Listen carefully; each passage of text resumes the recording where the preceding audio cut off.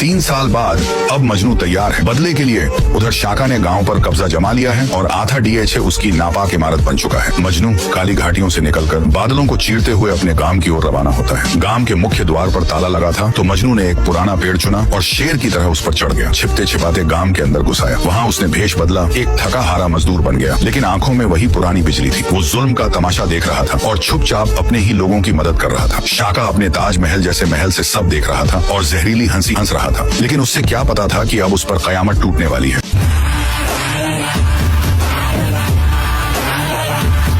मजनू भेष बदलकर शाका के महल में घुस गया और सीधा उस जगह पहुंचा जहां किसी की भी जान जा सकती थी, शाका का बाथरूम, जहां उसका लफंगा बेटा नहा रहा था और गा भी रहा था। मजनू ने उसे खामोशी से खत्म कर दिया और उसकी लाश महल के बीचों बीच फेंक दिया। सुबह जब शाका नींद से जागा, उसने अपने बेटे की लाश देखी और गुस्से से लाल हो गया। उसने अपनी पूरी फौज मजनू के पीछे लगा दी, लेकिन मजनू तो महल के पीछे ही छुपा हुआ था। एक एक करके उसने शाका के बॉडीगार्ड्स की धुनाई की। फिर आई कुंफू मास्टर शबू की कुटाई की बारी और उसके बाद गार्ड नंबर 1 से 101 तक सबकी बैंड बजा दी। आखिर में सिर्फ शाका बचा था।